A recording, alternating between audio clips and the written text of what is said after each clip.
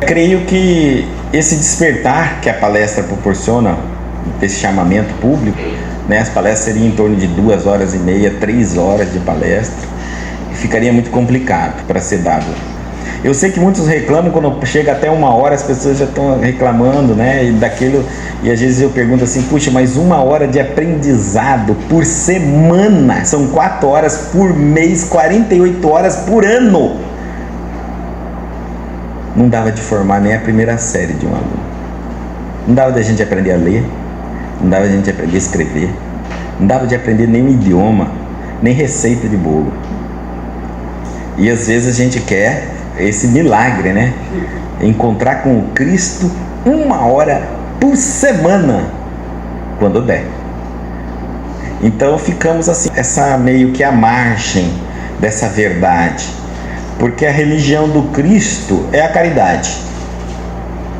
É isso que nós vamos ver aqui. E a religião do Espírito é a verdade. Mas qual verdade? Você não tem tempo para ouvi-la? Não tem tempo para estudá-la? Não tem tempo para adquiri-la, meditá-la, memorizá-la? Que verdade então eu estou em busca? Eu estou falando isso porque já estou dando essa abertura dessa parábola da figueira infrutífera. Ela está, com esse tema, assim, ela está no Evangelho de Lucas, capítulo 13, versículos 6 a 9. Mas aparece em outros momentos em Mateus e Marcos, não com esse título e não desta maneira. E alguns historiadores, exegetas, estudiosos, os hermeneutas, são os estudiosos do Evangelho, diz que parece que é a mesma parábola, só que em momentos Jesus se diz ele passando pela situação e outra hora ele conta como se fosse uma parábola, uma história de um homem. Bom, vai acabar quase que o mesmo conceito, só que naquela passagem em que ele passa, depois de secado a figueira, ele dá uns ensinamentos para os apóstolos, que a gente pode fazer isso aí em um outro momento. Vamos ficar então na visão de Lucas, que é o único que nos propõe dessa maneira, uma parábola, Jesus contando uma parábola aos apóstolos. É bom entender aqui a situação do momento. Jesus já chamou os apóstolos e está diante de uma multidão e ele está dando algumas diretrizes para a metanoia, que nós chamamos, né? Ou seja, a transformação, a modificação da nossa mente. Então ele está dando ensinamentos muito profundos a respeito, naquela época seria mistérios, mas hoje tudo é revelado. Então o que tínhamos que fazer para transformar essa mente nossa, cristalizada pelo fermento dos fariseus, que era a doutrina dos fariseus, uma doutrina extremamente materialista, a tal ponto da idolatria de imagens, objetos, rezas específicas, posições para se orar, apetrechos pelo corpo carregando. Então eles haviam materializado a fé ao máximo. A casa de Deus seria um templo, uma igreja. Então Jesus estava chamando a multidão para quebrar essa ideia materialista da fé e voltar para o cunho que a religião é espiritual, ou seja, não tem templo erguido pelas mãos humanas que Deus more. O templo que Deus mora é o coração do homem. Não há igreja possível feita por pedras humanas, construções humanas, que Deus ali habita, até porque Ele é Senhor do universo e não de uma morada desse ou daquele fulano, até porque seria uma incoerência da nossa parte acreditar que Deus tem hoje tantas moradas na terra quanto os filhos dele não tem nenhuma casa para morar. Fora isso, que ele precisaria de um planetazinha chamado Terra como o nosso, onde ele tem todo o universo para habitar e tomar conta, né? Seria muito pequenez da nossa parte. Então, mas criamos todo aquele momento da história, estava muito materializada a fé, o povo já estava perdendo a espiritualidade, já estava perdendo, porque anos e anos se passando e só levando prejuízo o povo hebreu, só sendo escravo, servindo aqui, servindo ali, servindo lá, havia guerra e eles não estavam livres nunca. Essa terra prometida, que seria um lugar onde jorraria mel das pedras, leite, nunca eles encontraram. Agora é sobre a escravidão do Império Romano, mais uma escravidão, mais uma submissão total.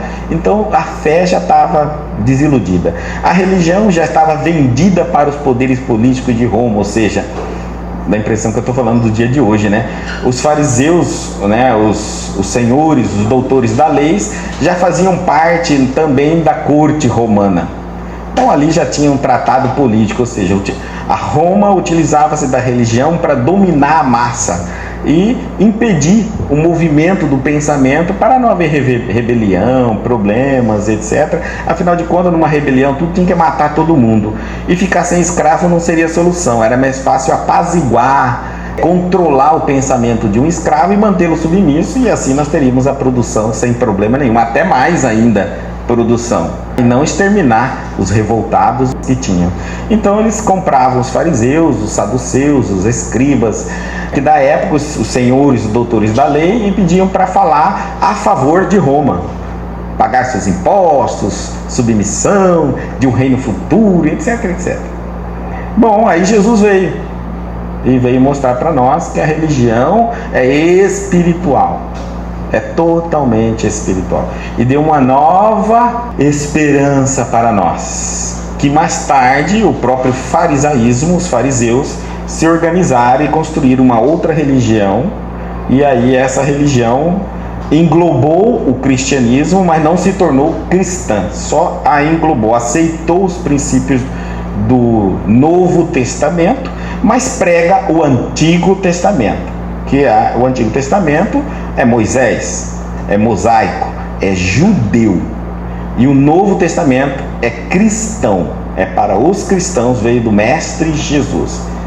A parábola começa assim, eu vou ler a parábola, aí depois a gente vem estudando.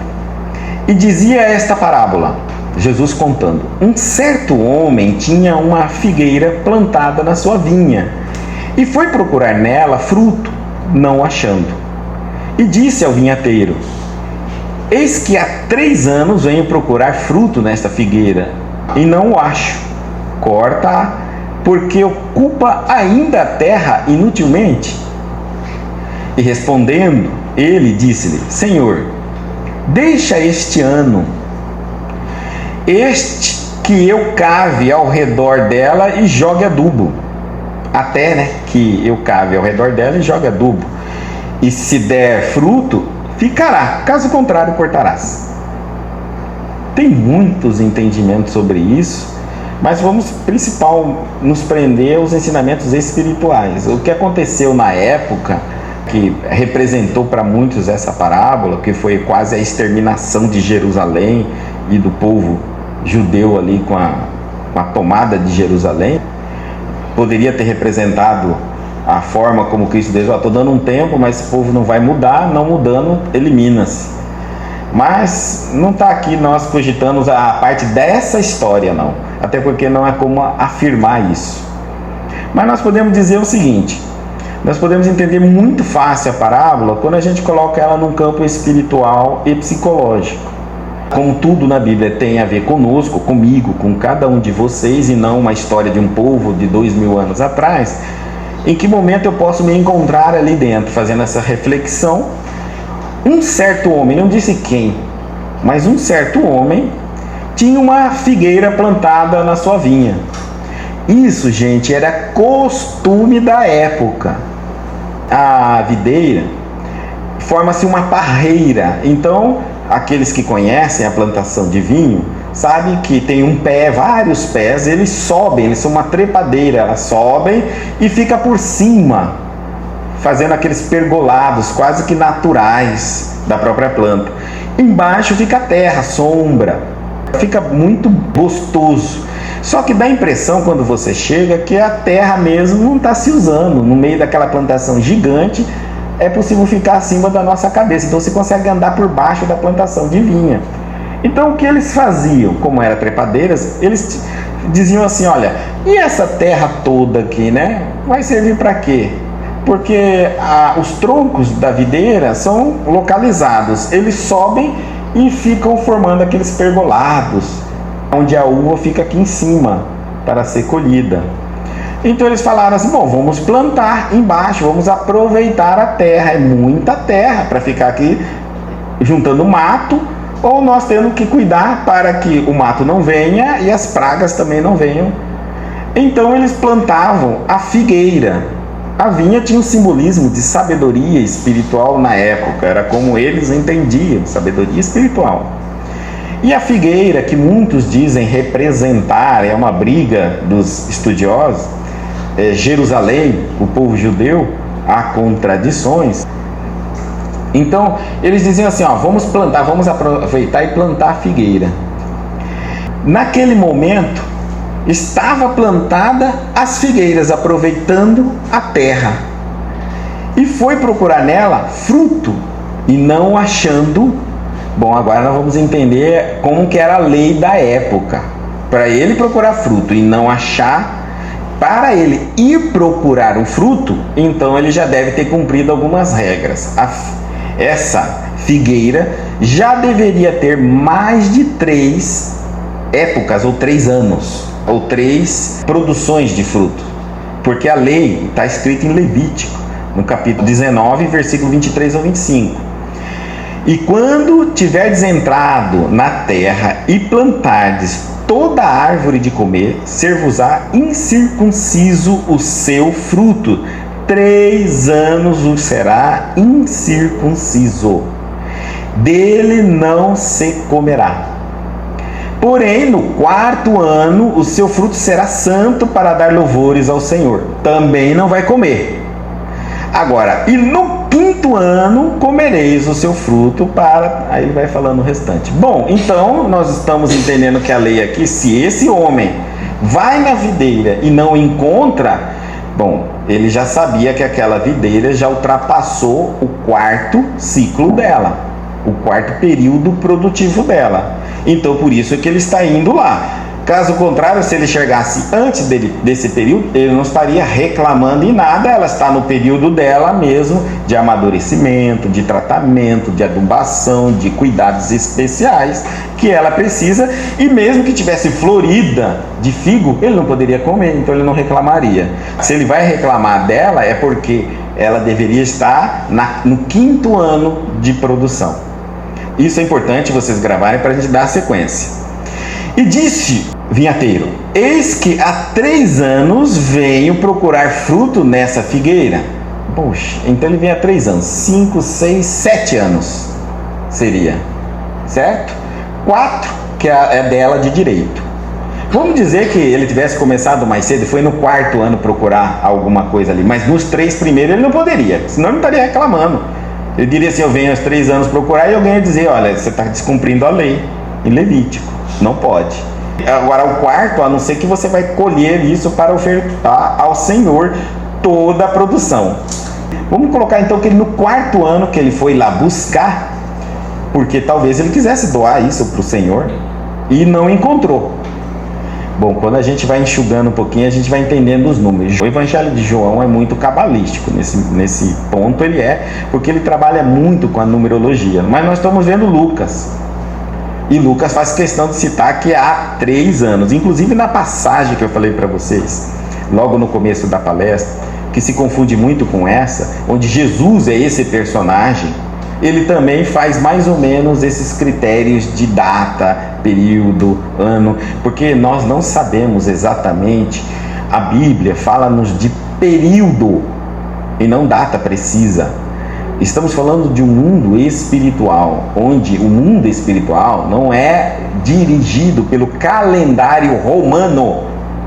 O calendário que nós seguimos, esse calendário que nós vemos os feriados e as festas, ele não é um calendário divino. Portanto, Deus no céu nem sabe da existência dele.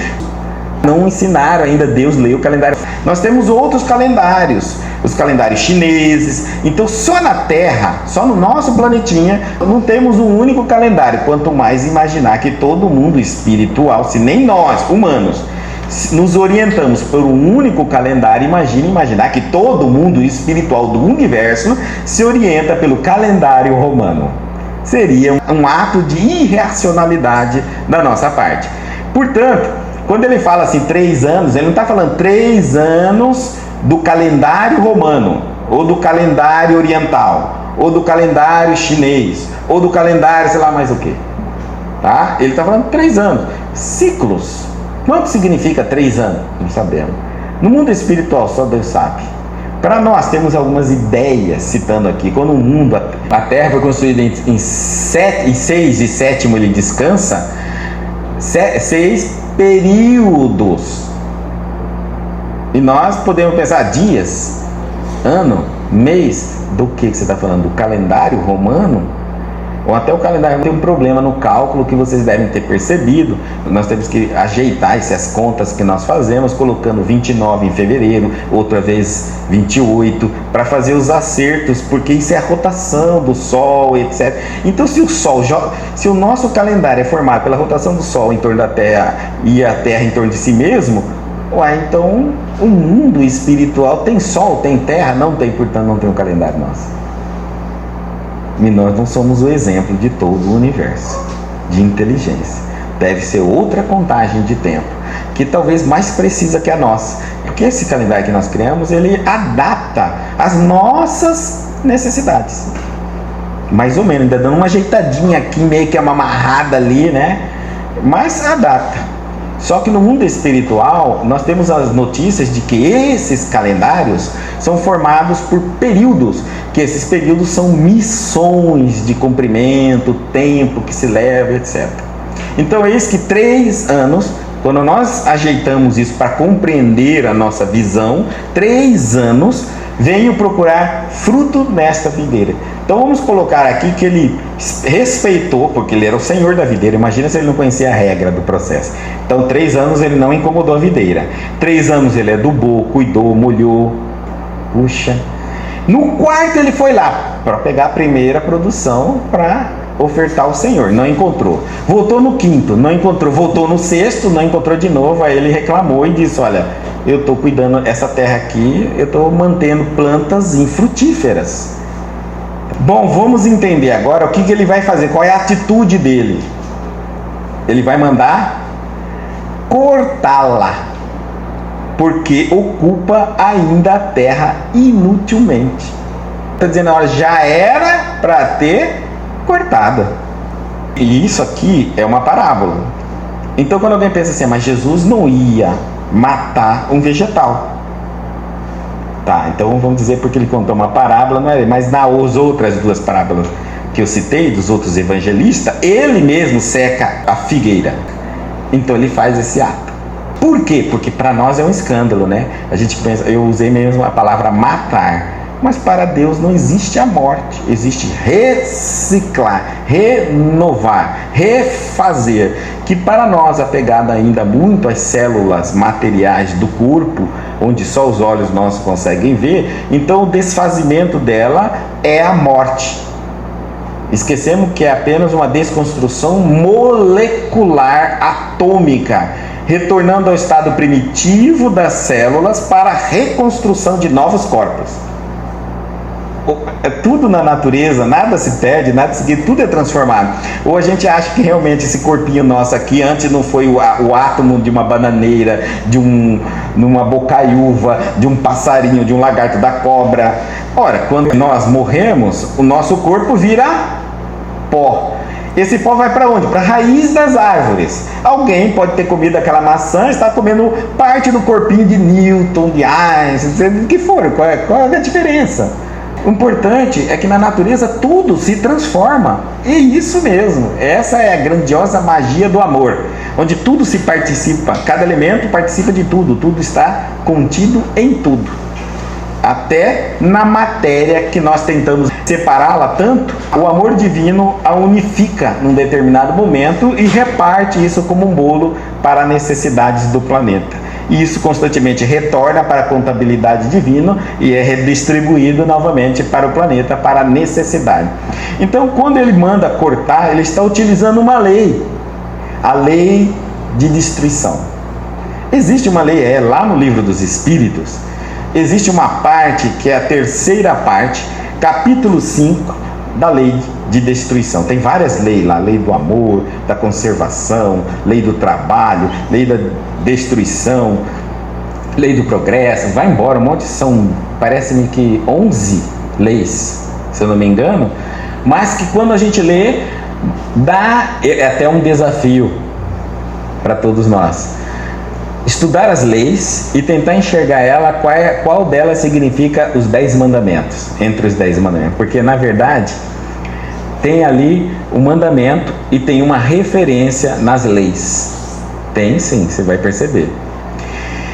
Na questão de número 728, nós vamos falar um pouquinho dessa destruição agora.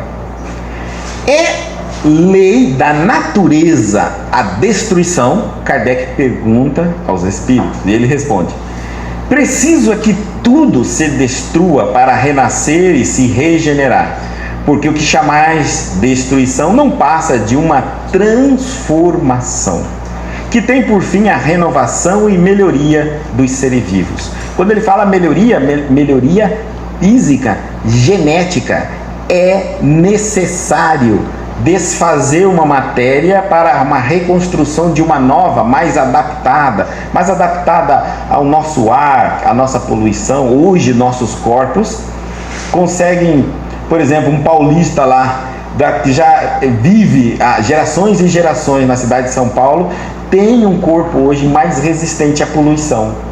E muitos que ainda não tiveram contato com isso podem ter sérias doenças expostos à poluição.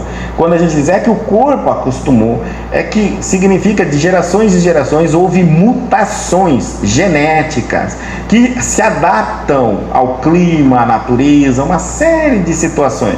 Então nós estamos evoluindo sim. Quando olhamos a espécie humana primitiva e olhamos hoje, percebemos na espécie humana física uma característica muito diferente. Inclusive, uma das coisas que mais cresceu em nós foi o nosso cérebro. Uma das massas que mais cresceu no nosso corpo foi o nosso cérebro. E está em vista de um novo crescimento, de uma nova área, que é essa área totalmente intuitiva, que nós estamos desenvolvendo agora. Quando a gente olha os primatas, o cérebro, o tamanho dele era bem menor. Quase triplicou, se não quadriplicou o tamanho da massa. Somente nós estamos falando do nosso cérebro. E fora outras mutações muito fáceis de se perceber, o pelo no corpo, a estatura, o porte físico, uma série de outras coisas devido ao hábito alimentar, clima, são adaptações naturais da espécie. Então essa morte que nós chamamos é um convite da divindade para transformações em corpos mais adaptáveis, onde conseguirão viver com mais segurança, com mais qualidade de vida. Então não existe a morte, principalmente quando nós falamos de reinos inferiores ao reino hominal. Nós estamos falando principalmente do reino animal, vegetal e mineral. Então, onde a morte e o renascer é quase que imediato, não existe um período que a gente fica na espiritualidade, né? Como nós, espíritos conscientes, ao desencarnar, passamos um período na espiritualidade até a reencarnação novamente. Por quê? Porque tem que avaliar o que nós fizemos certo, de errado, aprendizado, etc. Fazer algumas programações para uma nova tentativa. Nós somos seres conscientes, inteligentes, temos que agir com a nossa inteligência. Mas os outros seres mais primitivos e outros reinos, Deus faz esse planejamento e dota dos animais que nós conhecemos um instinto. Cada reino é dotado de alguma característica que proporciona o progresso. Nós chamamos no fundo que é a forma do amor. Toda criatura, todo ser, mesmo atômico, lá do reino mineral, ele tem uma sede de amor. Nós fomos construídos por o amor. Deus é amor. Então, quando nós fomos criados, ainda bastante primitivos, como átomos, nós ainda temos a sede do amor, e essa sede do amor nós percebemos que estão estruturadas na forma de, entre aspas, acasalamento entre as células, as ações e reações dos átomos. Nós bastamos unir o átomo de hidrogênio, colocar próximo ao oxigênio e eles se fundem. Então percebemos a necessidade de viver em grupo, Lógico, eu não estou falando aqui que um átomo tem inteligência e individualidade. Eu estou falando da ação mecânica que existe, formando grupo, convivência, montando sistemas. Isso nós não sabemos quando que um átomo, e como acontece, passa para o reino animal, vegetal. Ali ele desenvolve a sensibilidade, luz, calor. Então a planta, ela sabe onde está a luz e caminha na direção da luz. Ela sabe onde está mais quente, onde está mais frio. Ela sabe quando a floresta está pegando fogo e tenta se proteger. Lógico que não é possível, mas tenta, porque ela não sai do lugar, né? Ela tem a sensibilidade. Algumas plantas têm tanta sensibilidade que nós chamamos ela, é uma espécie, chama de dorme-dorme, né? Quando você bate nela, ela se fecha, tá? É a sensibilidade. Mas não tem inteligência, não tem sentimento. Sente umidade, sente calor, sente a luz, etc. Nós temos o reino animal, que também tem agora as emoções. Veja que os reinos vão evoluindo e eles vão se dotando, e o que construiu e o que aprendeu no reino anterior vem junto aprendendo novos artifícios e mecanismos. Então, eu aprendi a força de movimento, depois aprendi a sensibilidade, agora eu estou tendo as emoções. Eu já me movimento, já tenho agora a sensibilidade, e agora eu vou ter as minhas emoções. Eu vou controlar. Então eu vejo os animais, a raiva, o medo, mas não tem inteligência. Só que tem algo muito interessante, o instinto. Como ele não pode planejar, como ele não tem inteligência, há uma força divina que emerge na espécie de cada um e dota ele de características incríveis. Quando estudamos também a evolução somente das espécies, vamos perceber, quase chegamos a afirmar que deva ter inteligentes naqueles seres, porque até as estratégias de ataque em grupo mudam. Isso é muito incrível, não?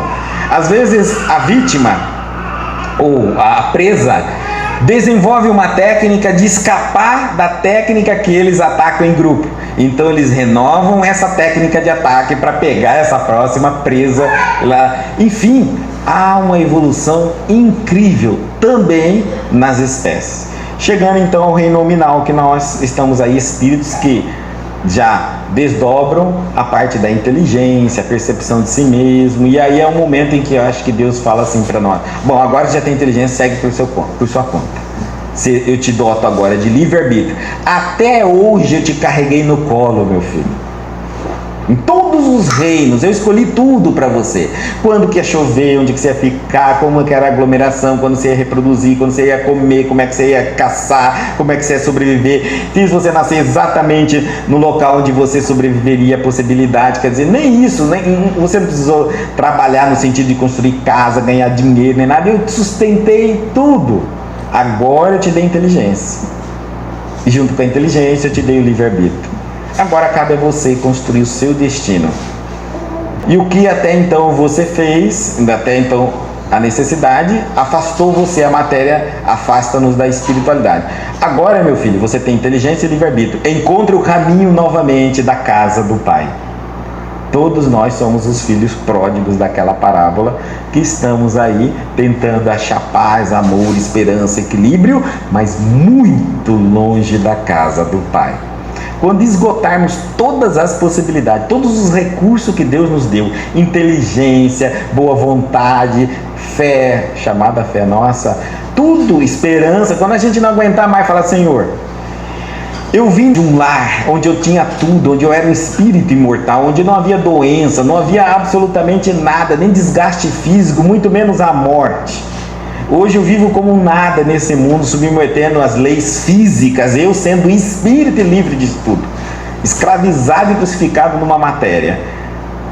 Deixa-me retornar à sua casa. Então a gente vai fazer esse caminho inverso e o Pai nos receberá de braços abertos, com aquele amor de quem agora se convenceu que o melhor lugar para um espírito é ao lado do Criador espiritual. É cumprir a vontade do Pai e não cumprir a vontade do nosso ego, do nosso eu, do nosso meu, da nossa personalidade que fica o tempo todo lutando com Deus. Deus diz, perdoa, e seu ego diz, larga disso, quem perdoa é bobo, é fraco, você pode se vingar e vai ser muito mais feliz. Aí você se vinga e não encontra aquela felicidade, encontra uma energia que passa rapidamente. Alegria não é felicidade, alegria é passageira, felicidade não acaba nunca.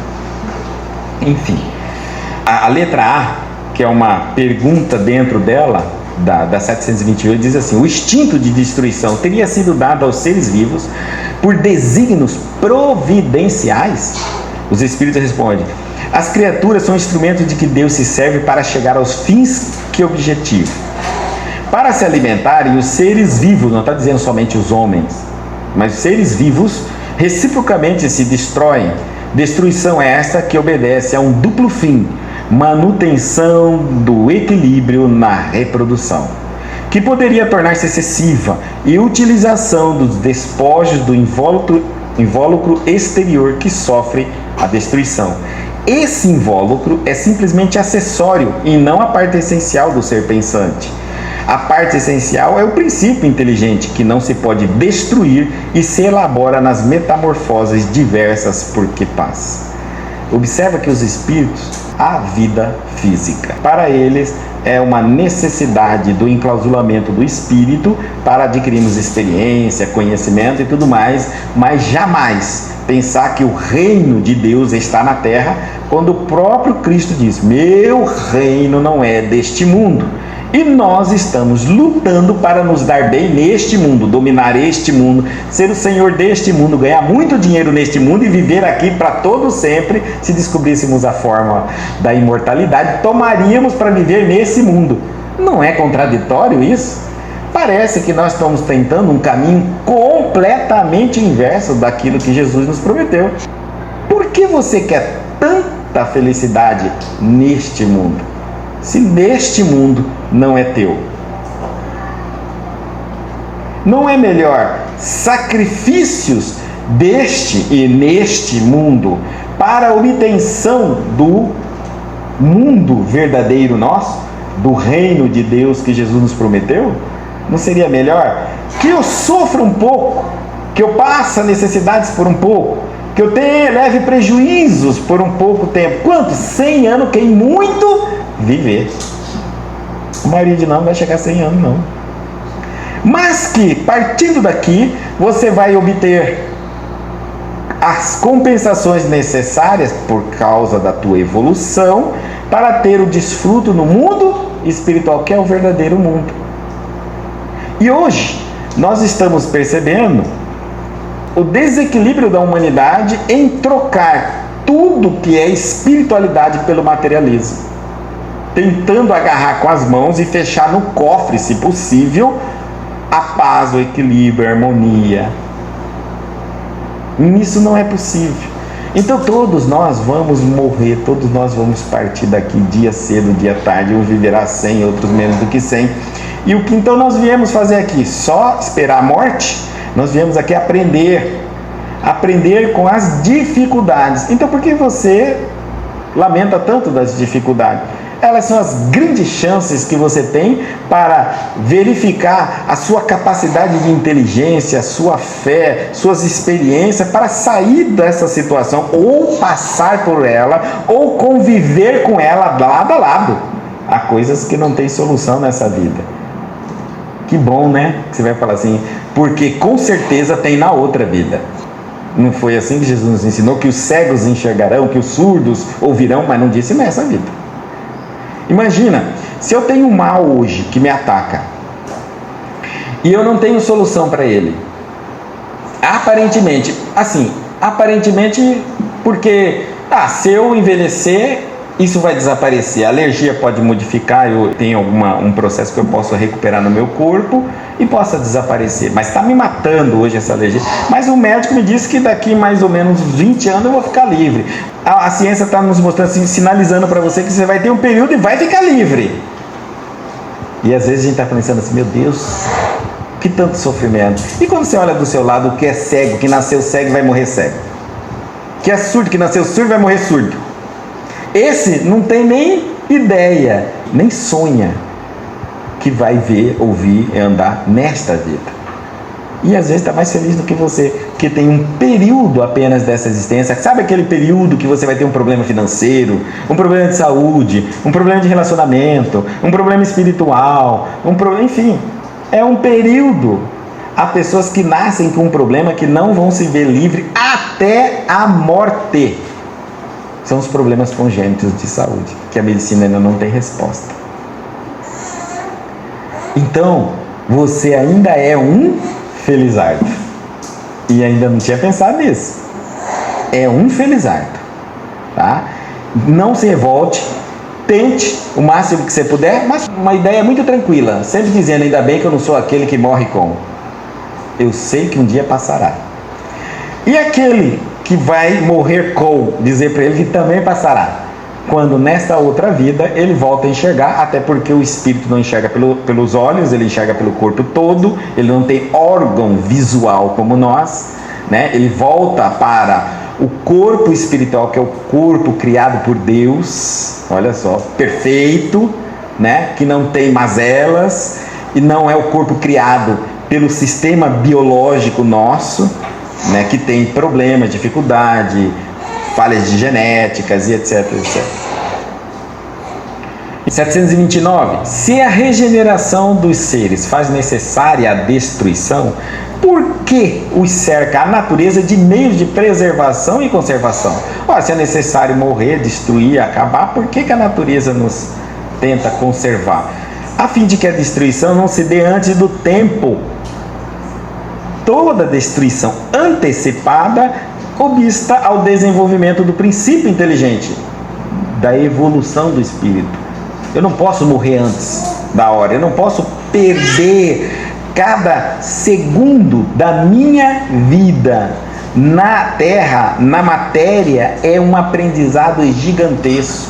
Partir antes está me obstruindo o crescimento e a evolução. Então, por isso que Deus fez que cada ser experimentasse a necessidade de viver e de se reproduzir. Por que, ele pergunta então, por que ao lado dos meios de conservação colocou a natureza os agentes de destruição? É o remédio ao lado do mal, já dissemos, para manter o equilíbrio e servir de contrapeso. Ora, se ninguém morre, há uma superpopulação. Mas se morre todo mundo, há falta, carência, um desequilíbrio. Então existe sim um contrapeso nisso tudo, e todos nós fazemos parte desse instrumento divino de manter o equilíbrio. O homem também faz parte, mas as espécies de animais faz. A caça de um animal pelo outro, né? Estão fazendo sim o controle das espécies. Imagina um paraíso. Não tem jeito, né, gente? Como que é o paraíso? Diz que no paraíso nenhum animal come o outro, nenhum morde o outro, nenhum fere o outro. Mas é uma superpopulação. Ninguém morre, só nasce. É onde vai ficar todo mundo aqui? E como que as espécies seriam?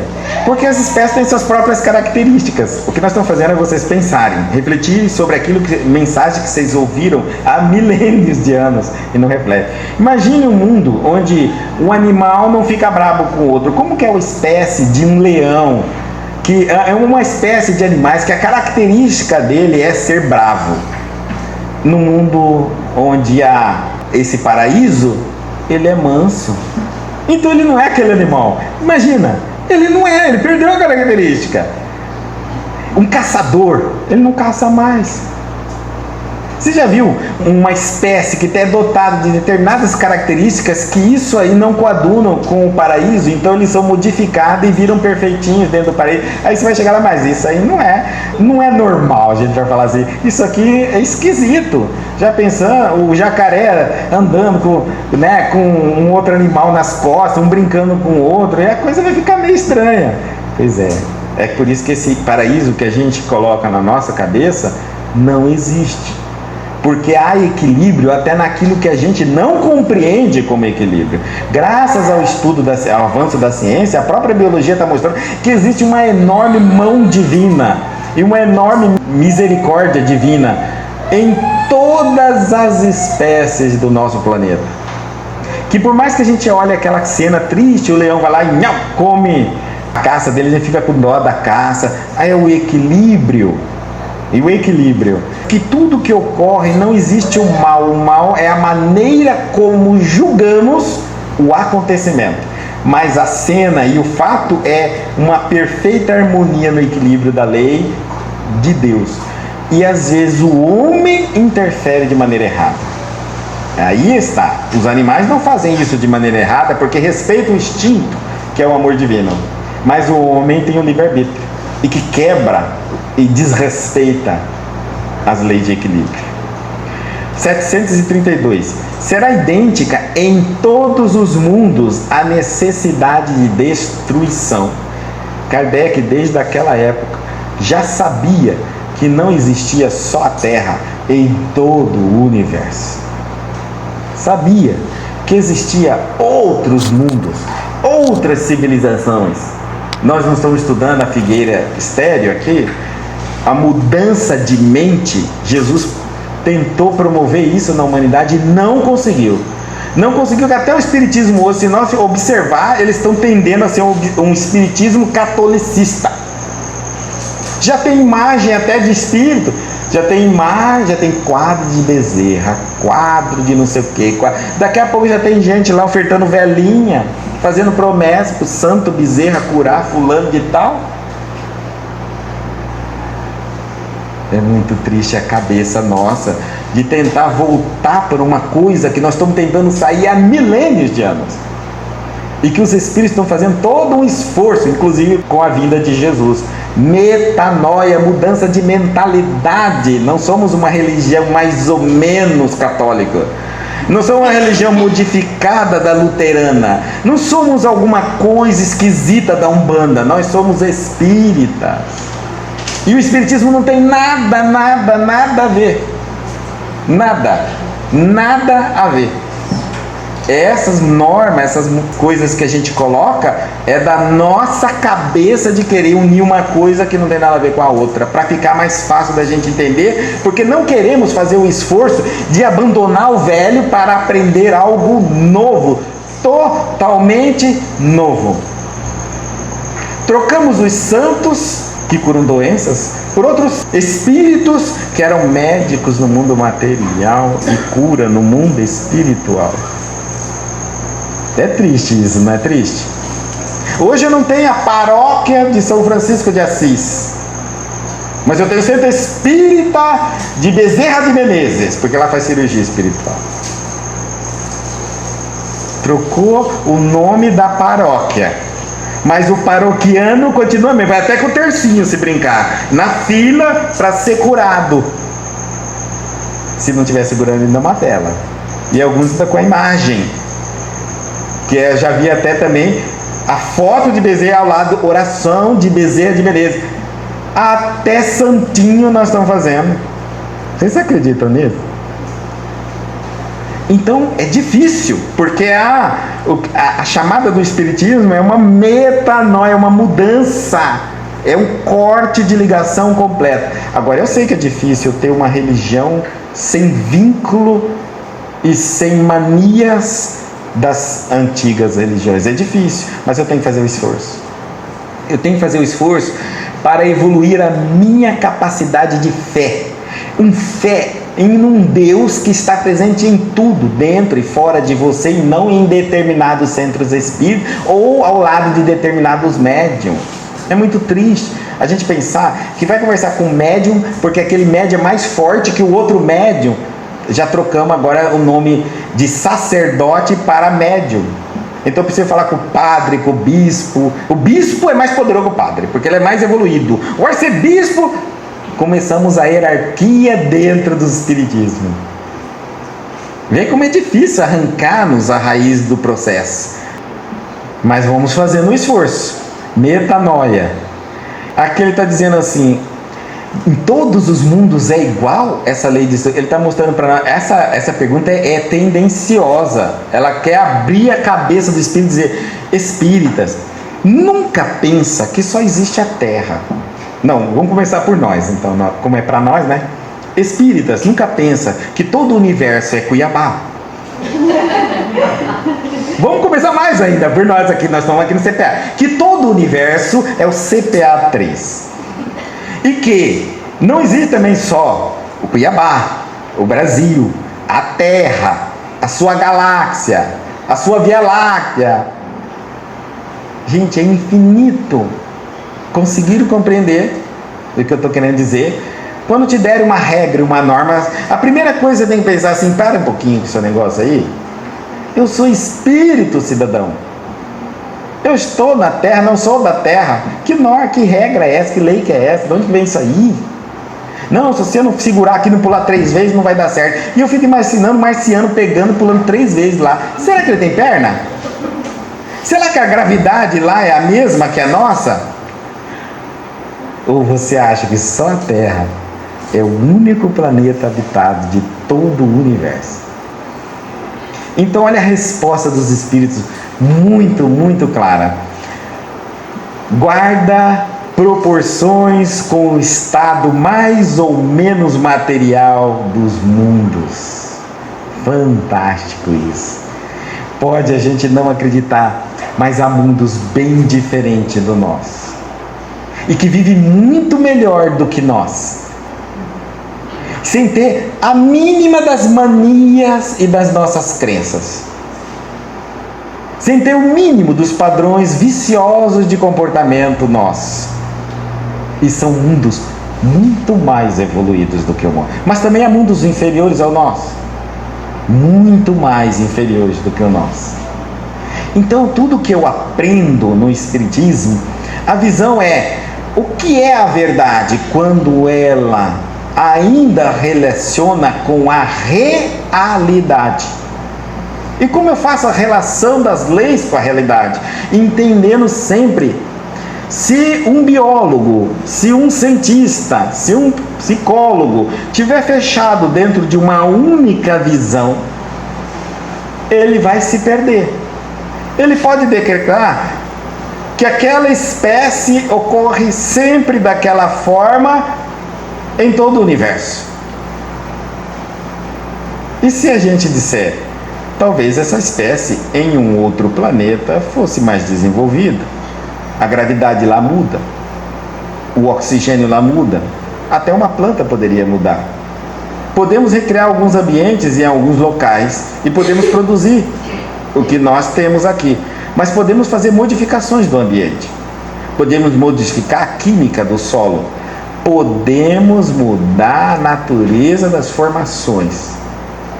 O homem pode. Ele não pode criar, mas mudar o que já está criado ele pode. Ele pode manipular o DNA. Podemos gerar outras espécies diferenciadas dessa, capazes de viver em outro sistema. Podemos fazer isso? Podemos. Não, se é certo, se é errado, bom, aqui nós não vamos discutir isso, mas que nós podemos, nós podemos. Isso está a verdade. Então a verdade é buscar além daquele mundinho que nós achamos que existe. É muito importante isso. Se eu não abrir minha cabeça, eu não consigo compreender o Espiritismo. Entre os homens da Terra existirá sempre a necessidade da destruição. Essa necessidade se enfraquece no homem à medida que o espírito sobrepuja a matéria. Assim é, como podeis observar, o horror à destruição cresce com o desenvolvimento intelectual e moral. Então, no início mesmo, quanto mais atrasado, o homem guerreia muito mais, mata muito mais. Quanto mais tempo vai passando, a gente vai combatendo a morte, né? Pelo medo, mas como tem um aspecto moral junto, então pela compreensão de que não há uma necessidade de destruição como nós estamos imaginando, não nessa ênfase como a gente está fazendo, por exemplo, para ganhos financeiros. Há uma inteligência que se desenvolve e há uma moral que equilibra a inteligência. Eu posso fazer coisas para ganhar muito dinheiro, mas vou começar a desequilibrar o sistema da natureza. Eu vou desequilibrar o ambiente e isso pode dar consequências. Então a moral faz com que a pessoa pense, bom, mas eu posso, mas mesmo assim eu vou ganhar muito dinheiro. Guto, você não está falando de um ser humano na Terra, porque se você estiver falando de um ser humano, ele destrói tudo e ganha dinheiro. E os outros que vão ganhar também, por fora, as propinas para aprovar o projeto do doido que vai destruir a natureza. No nosso mundo tem de tudo. Então todo mundo ganha no meio dessa história. Quer dizer, poucos ganham para muitos levar o prejuízo de todo o processo. Mas como ele está dizendo, vai aumentar também a parte moral. Não pode aumentar só a parte intelectual. Tem que também elevar a parte moral do ser humano. Aí ele começa a pensar mais com a terceira inteligência. Não só o que lhe faz bem e o que ele quer, que é a inteligência emocional. Tá? A nossa inteligência emocional diz assim: quando você for decidir algo, pensa o que você quer e te se faz bem. Aí vem a inteligência espiritual que diz assim: agora você tem que pensar, é o que você quer, te faz bem? E ao coletivo que você vive, ao meio que você encontra, proporciona progresso, desequilibra? Se você não pensar com a terceira inteligência, que é a inteligência espiritual, que você está numa malha, onde qualquer movimento que você faça modifica a onda da malha toda, você não está isolado num sistema, você faz parte de um sistema. Se você joga o lixo fora, não é, eu me livrei do lixo. Não, o sistema não funciona assim. Esse lixo ainda está dentro do sistema, chamado mundo, ambiente. Você está dentro do mundo ambiente. Então tudo faz parte. Essa terceira inteligência proporciona isso. Em seu estado atual, tem o homem direito ilimitado de destruição sobre os animais? Tal direito se acha regulado pela necessidade que ele tem de prover o seu sustento e a sua segurança. Só. Não falou meio de ganhar dinheiro. Ambição, sustento e segurança, se proteger e se sustentar aqui no sentido de matar fome. O abuso jamais constitui um direito. Que se deve pensar da destruição quando ultrapassa os limites que a necessidade e a segurança traçam? Da caça, por exemplo, quando não objetiva senão o prazer de destruir sem utilidade. Predominância da bestialidade sobre a natureza espiritual.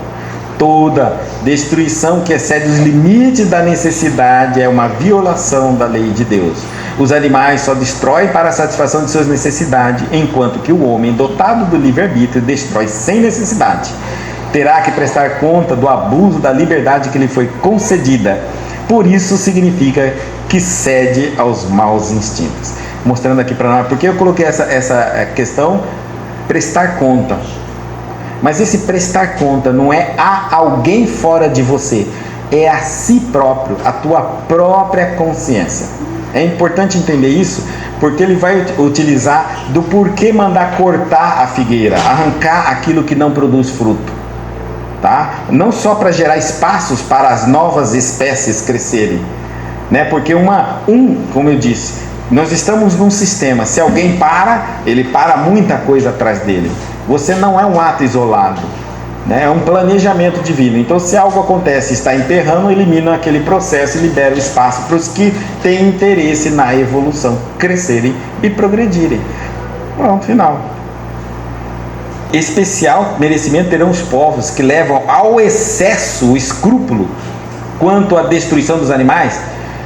A Índia, por exemplo, que não mata os bois, porque para eles os bois são sagrados, as vacas e os bois. Esse excesso, no tocante a um sentimento louvável em si mesmo, se torna abusível e o seu merecimento fica neutralizado por abusos de muitas outras espécies.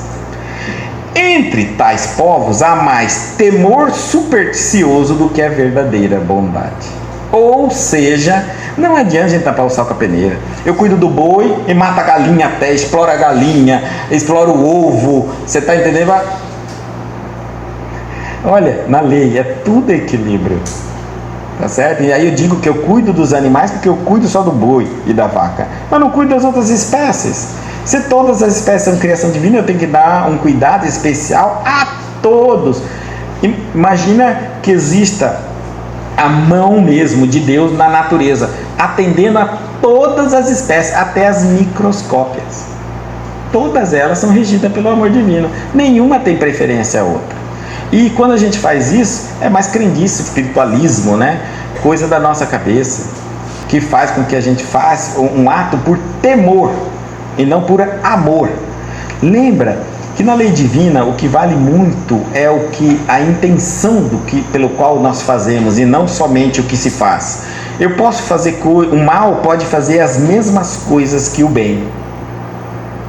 A intenção é diferente e Deus julga a intenção também. Voltamos então na parábola.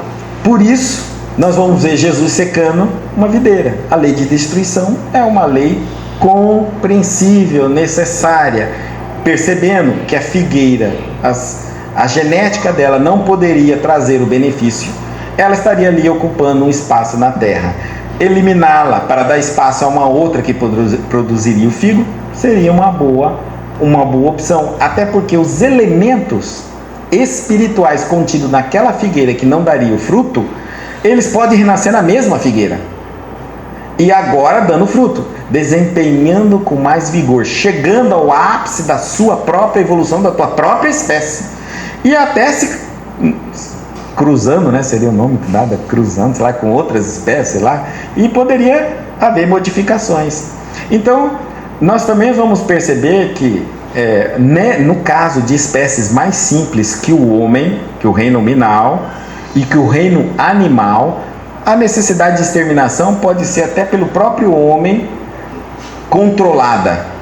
No animal também, mas tomando uma coisa muito importante em pauta. O homem pode controlar as espécies animais? Pode, está havendo uma superpopulação aqui e a outra ali, etc. Só que não esquecendo o motivo desse controle, porque quando eu falo do homem, o problema é o motivo, ambição, interesses. Isso é o grande problema. Então ele veio 3 anos, mandou cortá-la, a terra, para não deixar consumo de terra inútil. Aqui nós entramos na religião que eu falei inicialmente. A religião do Cristo, gente, é a religião de obra, ou de caridade, vamos colocar aqui, caridade. A religião do Espírito é a verdade.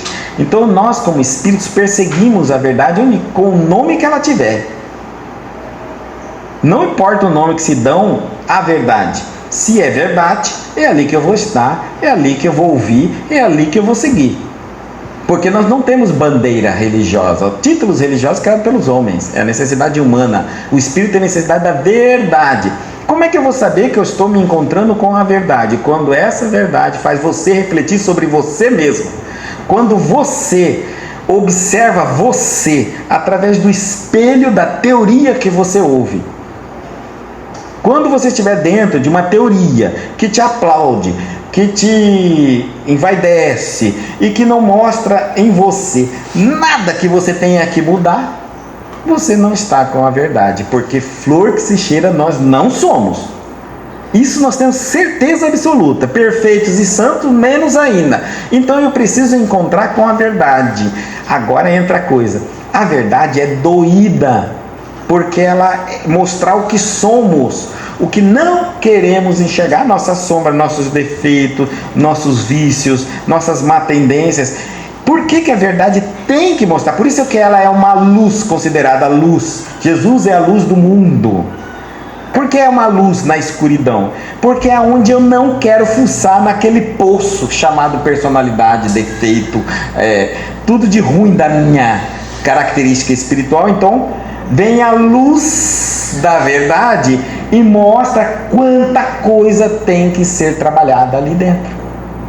Por isso que a luz ilumina a escuridão de você sobre si próprio. Isso é a verdade. Agora ela é dolorida. Ela é muito dolorida. Principalmente quando queremos erradicá-la. Quando queremos enfeitá-la, não. Disfarçá-la, até que nem tanto, como muitas vezes a gente faz. Mas quando a gente quer erradicá-la, ela é dolorida. Por quê? Porque ela atinge a sua personalidade, que é o teu ego.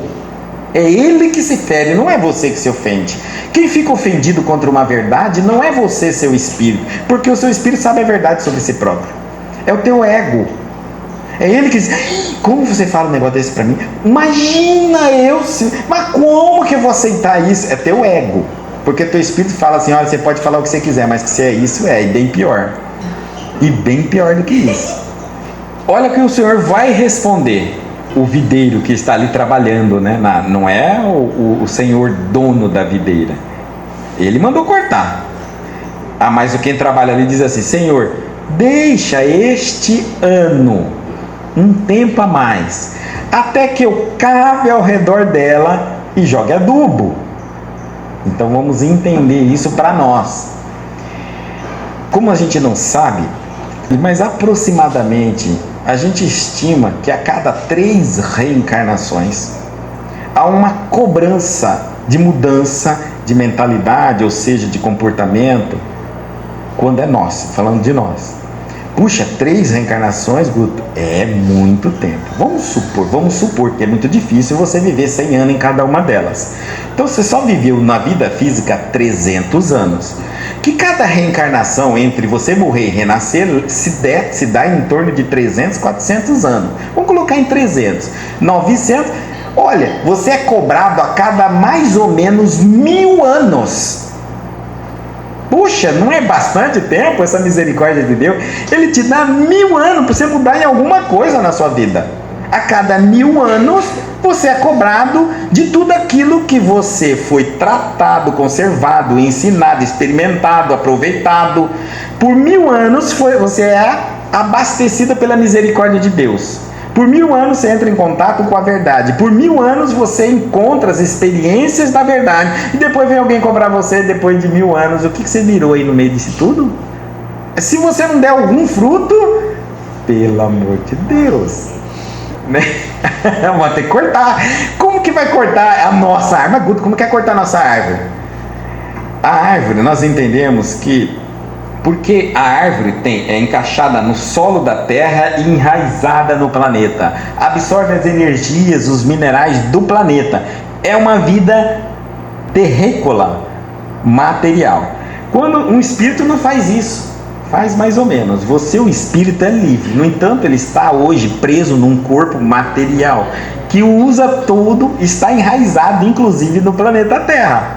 Você já nasceu aqui. Seu corpo foi formado aqui no ventre da tua mãe, que também estava aqui. A sementinha já começou na árvore da mamãe. Já veio a sementinha que produziu o brotinho que nasceu você. Então você já é terrícola quando aqui está sua alma. Teu espírito não, lembra? A alma é espírito encarnado. Espírito é livre. Então você já está na raiz da terra. Quando ele fala assim, eu vou cortar essa árvore da terra, tirar as raízes dessa terra, eu vou levar ela para uma outra terra, para um outro planeta. Estão percebendo a parábola aí? Então ele vai fazer o seguinte: essa árvore, esse espírito não está conseguindo produzir. Vamos liberar ele deste planeta, para que outros venham e usem o recurso, o ar, a água, os minerais, os animais, os vegetais. Quantos estão morrendo, cedendo vida para nos manter vivos? Ora, se eu não estou fazendo nada com isso, então está na hora de eu sair do planeta e deixar que esses mesmos recursos divinos atendam espíritos que estão mais dispostos a seguir. Mas e agora eu vou para um outro planeta? Nós chamamos isso de transição, não é isso? Nós estamos na era da transição, onde vão sendo recolhidos os espíritos que estão mais com dificuldade de produzir os frutos mediante o tempo que foi dado. Então vai ser desenraizado do planeta Terra para ser enraizado em outros planetas, e lá continua a evolução. E aqui vão vindo mais os espíritos menos rebeldes para um planeta de regeneração. Isso é a transição planetária que nós estamos vendo aqui. Então você está falando agora de nós, né? Você está falando como vai acontecer a mudança desses espíritos, né? A cada mais ou menos 3 reencarnações, uma cobrança. A 4ª reencarnação é a produtividade ao Senhor, quer dizer, o retorno, né? Olha, com 3 reencarnações eu aprendi alguma coisa nisso, eu devo ter melhorado. Não melhorou. Então nós temos um benfeitor. O benfeitor, esse vinha, o dono que cuidava lá da lavoura. Veio o Senhor e falou assim: corta, pega, transmigra ele para um outro planeta. Lá é mais adequado ao ambiente que ele precisa, porque se ele ficar ali, ele vai devorar todos aqueles homens bons. Eu vou plantar aqui só árvore boazinha, ele é uma praga, ele come tudo, sem dó. Então tira a praga, deixa sobreviver as plantas que vão, né, e pega a praga e vai para outro planeta. Vamos trabalhar nela lá. Tá certo? Não vai morrer, ninguém vai deixar de existir, nós vamos remanejar a agricultura ali, o ambiente, só isso que nós vamos fazer. E nós vamos chegar num determinado momento, veio o teu Cristo, lembra? O Cristo não é só Cristo de Jesus, Tem o Cristo de Maria, Cristo de Antônio, Cristo de José. Cada um de nós temos um Cristo adormecido dentro da barca da nossa vida, não é isso? Na psicologia transpessoal. Então, o que acontece conosco? Esse Cristo está dizendo assim: está na hora de mudança de ambiente. Vamos enraizar você e vamos para um outro local.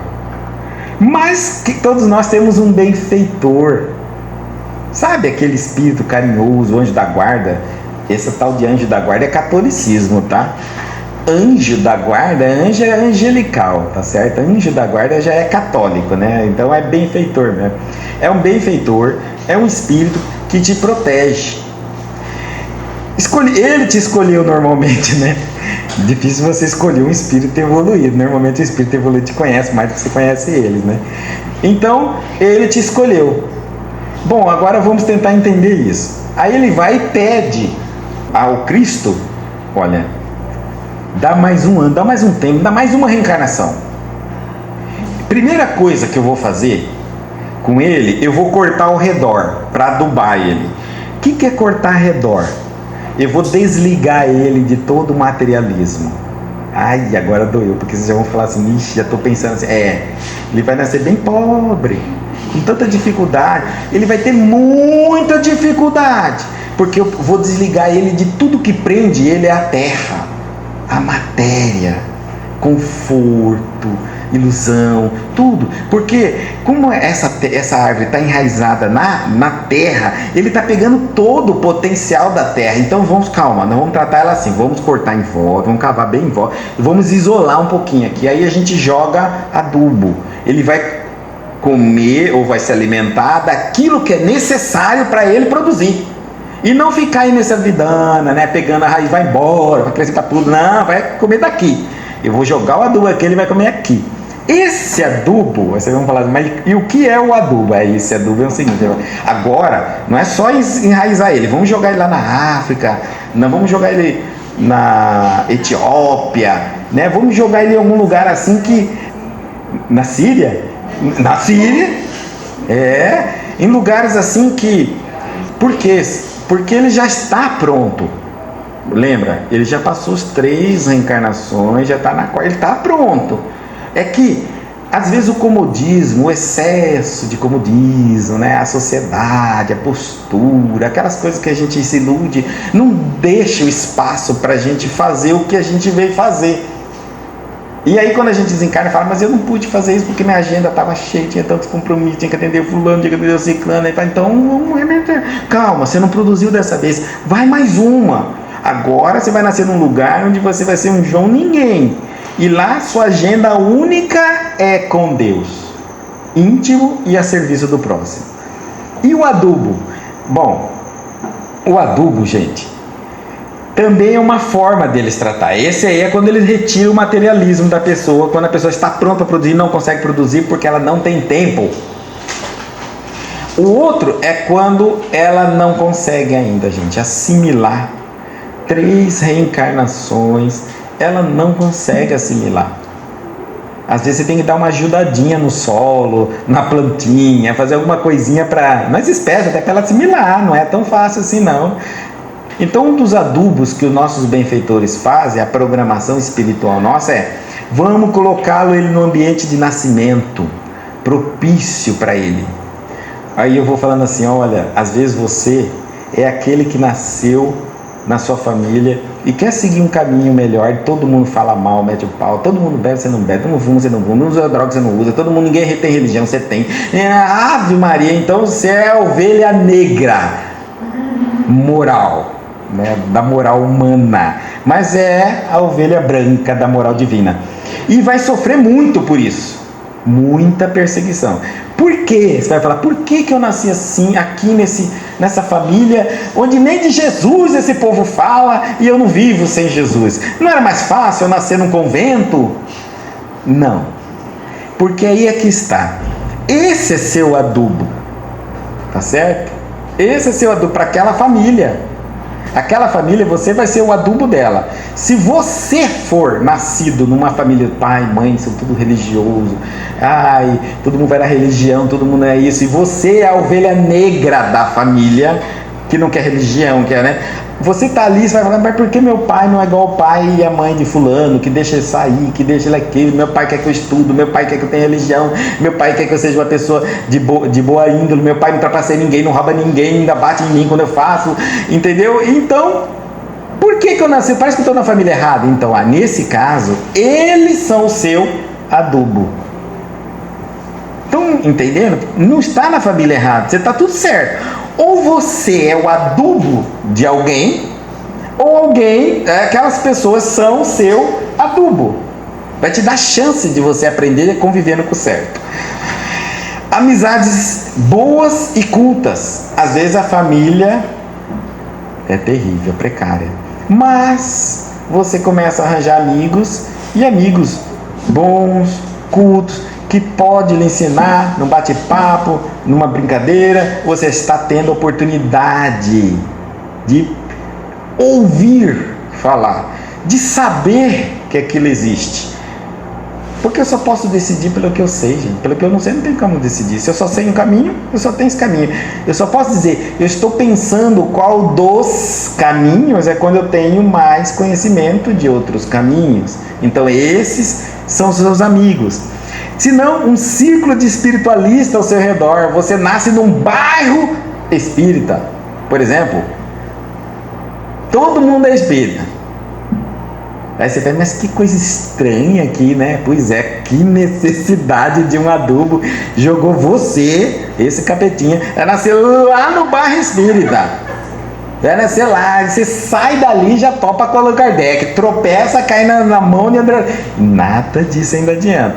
E às vezes uniões sentimentais com pessoas de elevada espiritualidade e bondade. Às vezes você casa com aquela pessoa que é correta, é moral, é bondosa, é religiosa, tem muita fé, é fervorosa, e você não está nem aí, não quer nem saber disso, não quer nem saber de Deus, que vença o melhor nesse mundo, eu tenho que vir para curtir mesmo, eu vim para ser feliz, né? E aí aquele marido, aquela esposa ou aqueles filhos vão naqueles, não é assim, devagar, nem sempre quando ganha aqui está realmente ganhando do outro lado, né?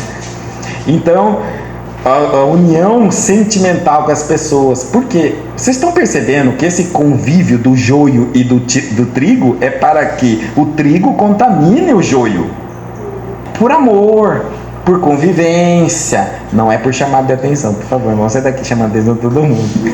Filhos evoluídos. Quando um pai fala assim para mim, nossa, meu filho é muito evoluído, já imagina o pai e a mãe. Deve ser terrível. Por isso que o filho é evoluído. Porque quando o pai e a mãe são bons, o filho nasce difícil. Você está entendendo? Todo filho de espírito, todos os filhos de espírito é terrível. Porque um filho, quando você vê um casal se dando bem na harmonia, ou um pai e uma mãe equilibrado, quem que tem que nascer naquela família? Outro equilibrado? Não teria justiça isso aí. Uma escolinha boa, uma escolinha confortável para dar chance aos cabetinhas. Eles vão nascer ali e vão ter amor, vão ter paciência, vão ter condições de evoluir. Mas se os pais não conseguem esse equilíbrio, vai nascer os filhos bondosos, que aí vai chamar a atenção de gradativa do papai. Mamãe, não faz assim, papai, mamãe não bebe, não usa droga, não fuma, não mata os outros, não rouba, não trapaceia, vamos seguir a Deus, perdoa. Vou ensinando os pais, entendeu? Olha, tudo isso eu fico pensando assim, quantas possibilidades Deus cria para chamar-nos a atenção. A única coisa que Ele quer fazer é fazer o seguinte: desperta, filho, tem algo diferente daquilo que você pensa que é o certo. Quem sabe, pensa desse jeito, só experimenta. Olha seu filho, sua esposa, seu marido, seu pai, sua mãe, seu vizinho, a rua, uma religião, a hora que você liga o canal de televisão, meios de estudo e progresso. Aí tem uns que conseguem chegar até o estudo, chega até pegar a apostila na mão, tô te falando. Meu Deus, estudar em grupo, isso é a maior dádiva. Eu falo que isso é uma grande chance. Você não imagina o trabalho gigantesco no mundo como o nosso. Você imagina. Tenta imaginar o planeta Terra. Foi escolhido a América Latina, Brasil. Brasil, estado de Mato Grosso. Mato Grosso, Cuiabá. Cuiabá, CPA 3. Passou 1, 2, 3. Ficou aqui. CPA 3. Você chegou aqui. Você não imagina o quanto de trabalho teve a espiritualidade. Aí você chega com a apostila e diz: não vou estudar. Vixe Maria, que mais que falta? O pai te trouxe na escola, te colocou sentado na sala de aula. Imagina você com um filho entrando na sala de aula, deixou o filho na cadeira, a professora está lá, pegou o livro, abriu, sentou, põe no colo dele, ele diz: mamãe, papai, não vou estudar. O que mais você vai fazer? Vai matar as crianças? Não tem jeito. Não tem mais o que fazer. Então, todas as infinitas possibilidades. E esse é o adubo. Porque o adubo, ele não aparece.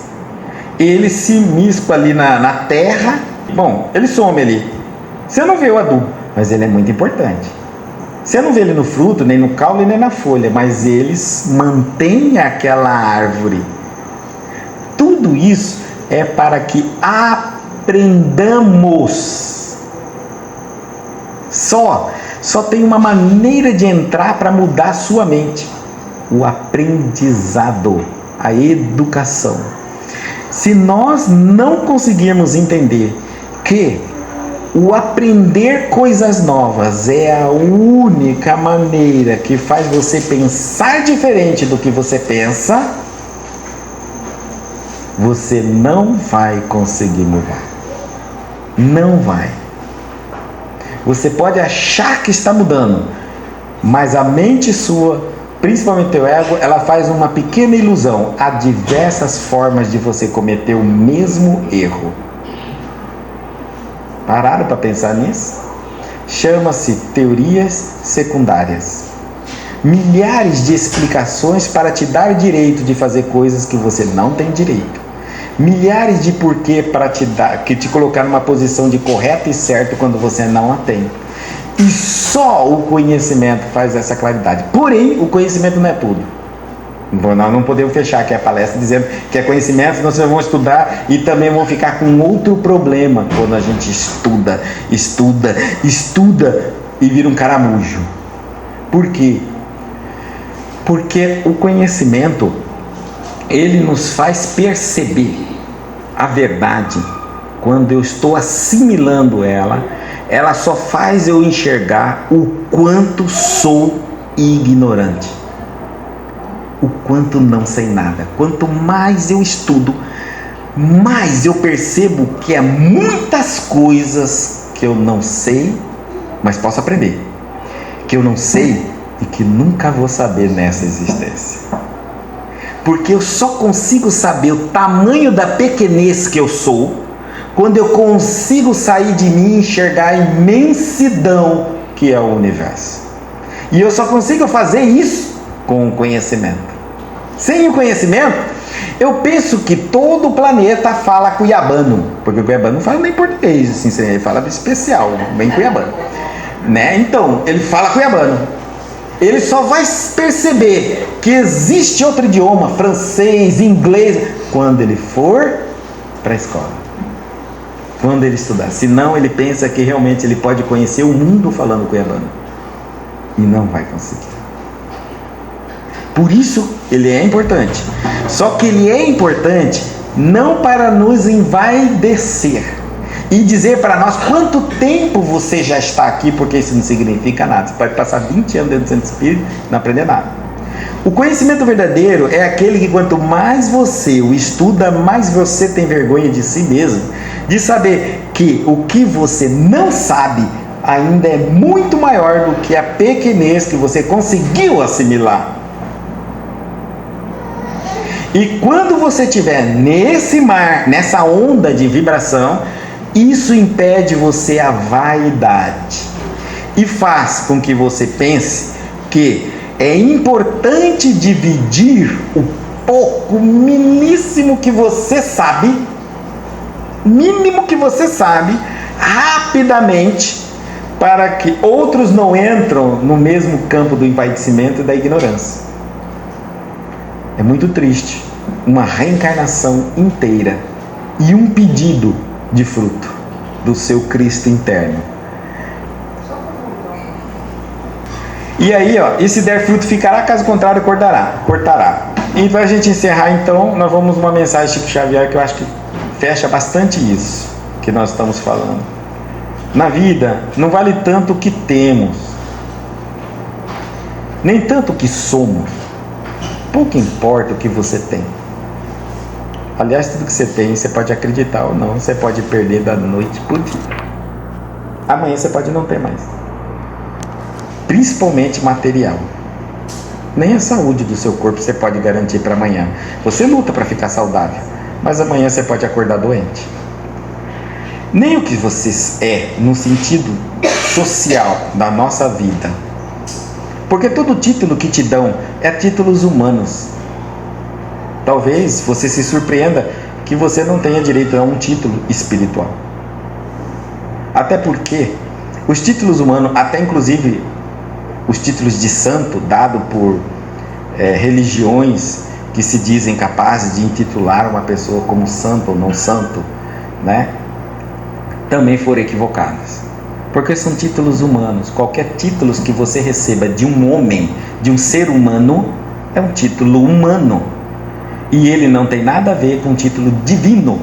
Porque Deus não obedece o homem, é o homem quem tem que obedecer a Deus. Portanto, o homem pode nomear aqui quem quer o que quer que ele queira. E isso pode não condizer com a visão divina a seu respeito.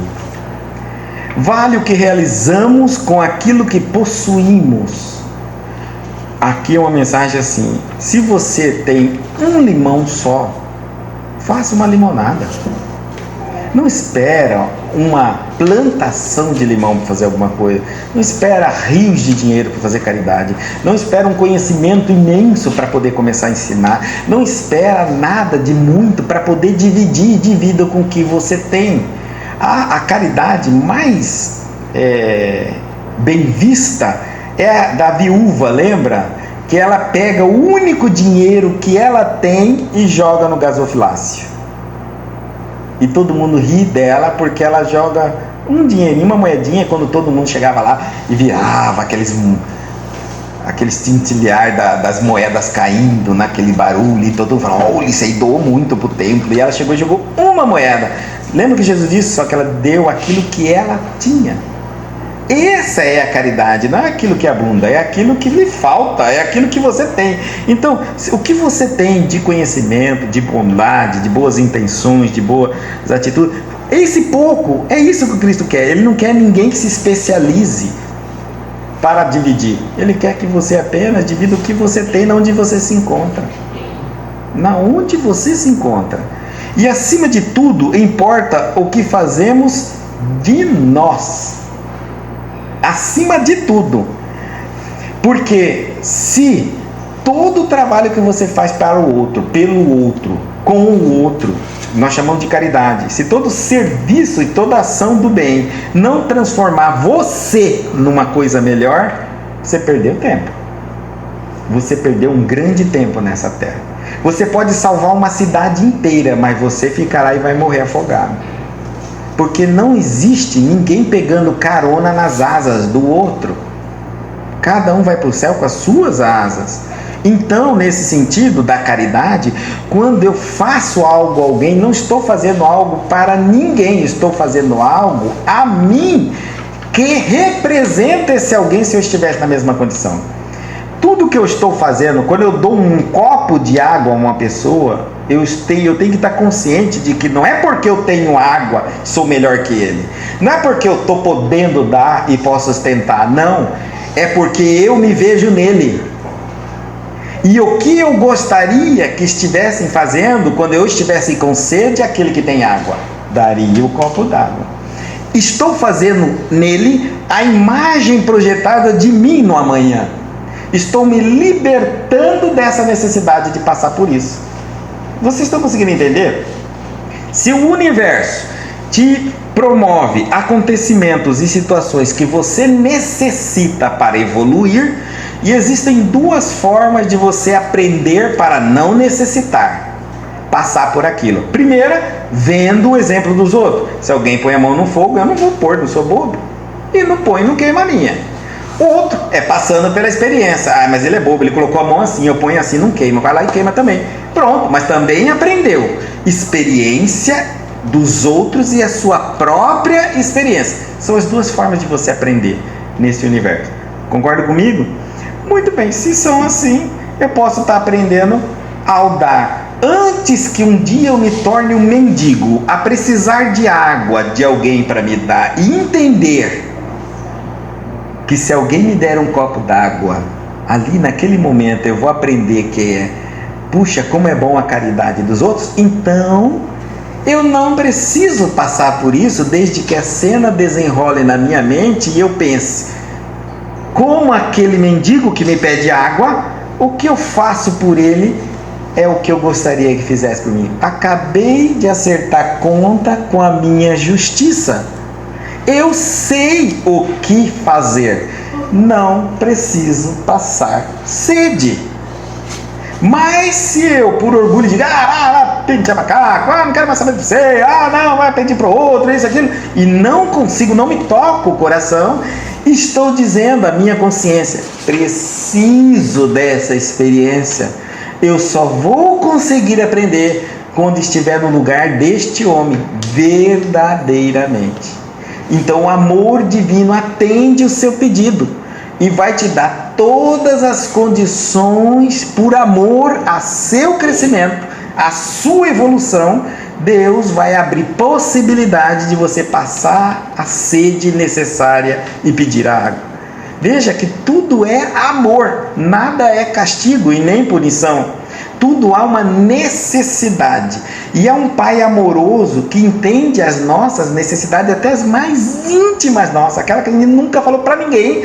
Ele atende aquela necessidade e nos envia pessoas, situações, acontecimentos na nossa vida que nós necessitamos. O grande problema é que ao invés de eu reconhecer a grande oportunidade da vida, desse amor que sondou eu na profundidade da minha alma, antes que eu pronunciasse a necessidade minha, Deus sonda e sabe e já providenciou a situação à minha volta, colocou pessoas e situações.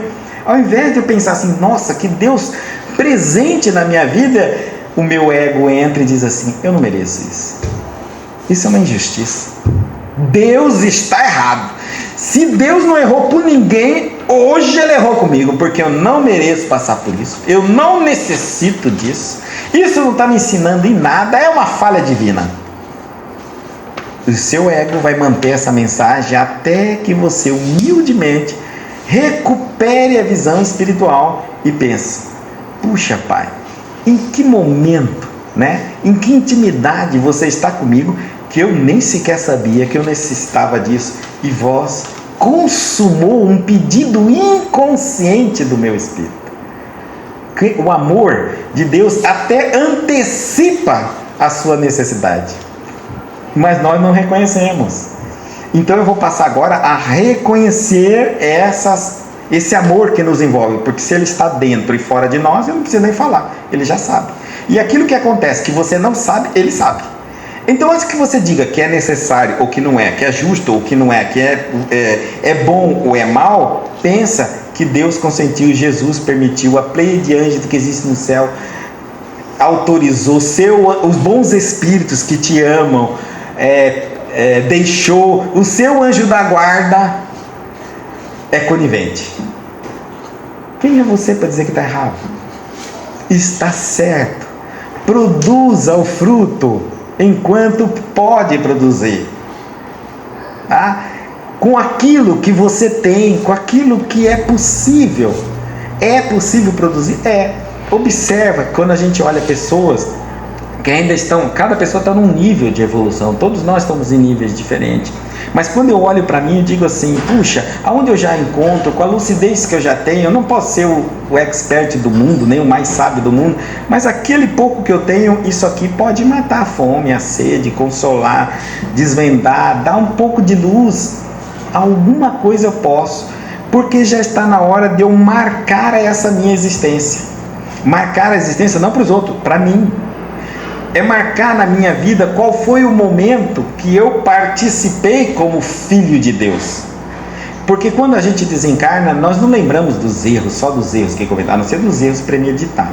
Mas dos erros que cometemos porque não sabemos o que é certo, por falta de experiência, esse a gente nem se lembra. Ora, errar é humano. Se eu nunca fiz, qual é a possibilidade de eu acertar? 50%. E qual é a possibilidade de errar? 50%. Então errar é humano. Quando eu faço o erro premeditado, aí eu guardo por culpa. Eu guardo a culpa de ter feito aquilo ali. Mas quando eu desencarno, eu não fico preocupado com os erros que eu fiz que eu não sabia que era errado. O que mais me atormenta são as grandes chances que eu tive para fazer algo certo e não fiz. Que eu tinha condição de fazer diferente e não fiz.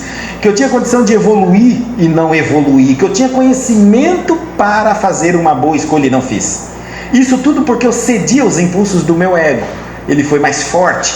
Eu sabia que tinha que perdoar. Ele disse, se vinga, senão você é fraco. Eu me fiquei. Ele disse que eu tinha que continuar, né, dentro daquela situação até que eu superasse a mim mesmo. E o meu ego, meu espírito dizia isso, e meu ego disse, larga, você é fraco demais, você não dá conta. E eu larguei. Quantas vezes eu deixei o ego guiar o barco da minha vida? E quantas vezes na minha existência eu acordei o Cristo lá no barco e disse, aí a tempestade, olha o problema, olha a confusão que está na minha vida, Senhor, salva-me. Não fiz isso.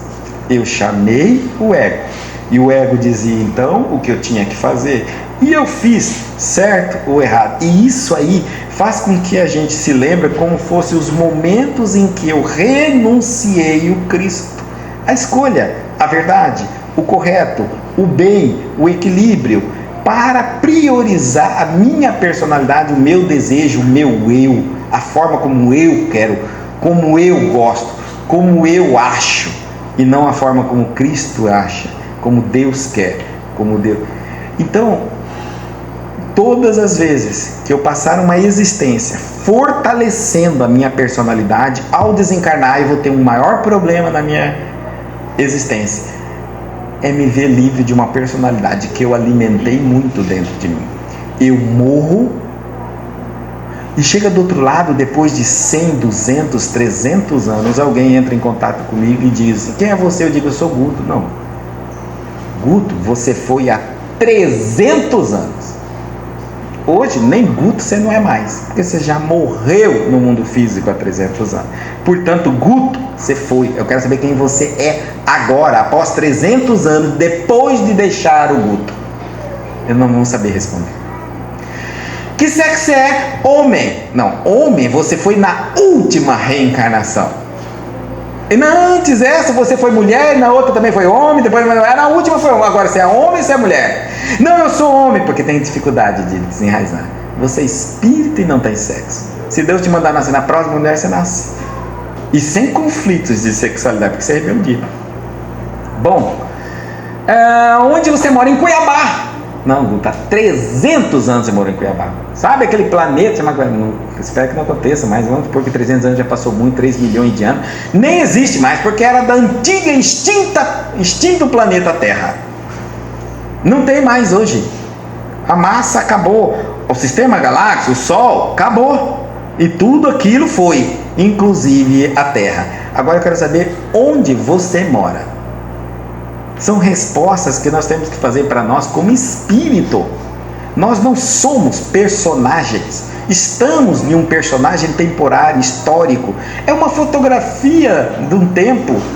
Só isso. Você não é o que está. Nunca foi o que se encontra. E nunca mais será como você se encontra. Nunca mais será. Então, produza fruto. Faça por você, torne-se você um ídolo de si mesmo, um orgulho de si próprio. Ao invés de você transformar sua vida numa reclamação, numa lamentação, numa tristeza, em escolhas desastrosas, transforme, lute, faça o máximo, use sua inteligência, sua experiência, observe os outros, aprenda, pesquise, entre no conhecimento que você nunca entrou, desafia a si mesmo, apenas, unicamente, para tornar a sua vida o orgulho de si mesmo. Sabe, quando você, depois de um certo tempo, parar para pensar, puxa, o dia que uma criança chegar e dizer assim, conta a sua vida para mim, que orgulho você vai ter de falar de todas as dificuldades que você enfrentou e como você enfrentou, com moral cristã que você enfrentou, os desafios, as dificuldades, enfim, as doenças e tudo mais. Ou seja, construa, escreva uma história. Não se torne o covarde da sua vida, o fracassado da sua vida, o frustrado da sua vida, o decepcionado da sua vida, o fraco da sua vida, porque isso Jesus não vai conseguir mudar. Queira se tornar um guerreiro, tenha coragem na ausência de medo, transformar o medo numa energia necessária para acontecer naquele instante. Seja corajoso, transforme essa energia e Deus abençoará os seus planos. Escreva a sua história, reescreva ela, até que você desencarne. Não mas eu cometi muitos erros. A partir de agora, abra o livro da sua vida e diz, a partir de agora, quem é você? Você é um espírito imortal, assumindo uma personalidade temporária na Terra nesse instante. Pegue a caneta da sua consciência e escreva daqui para diante os padrões de comportamento, sentimento, atitude, palavra. Viva intensamente os ensinamentos de Jesus. Viva o amor de Deus. Tá certo? Vamos fazer o nosso encerramento? Fechando os nossos olhos.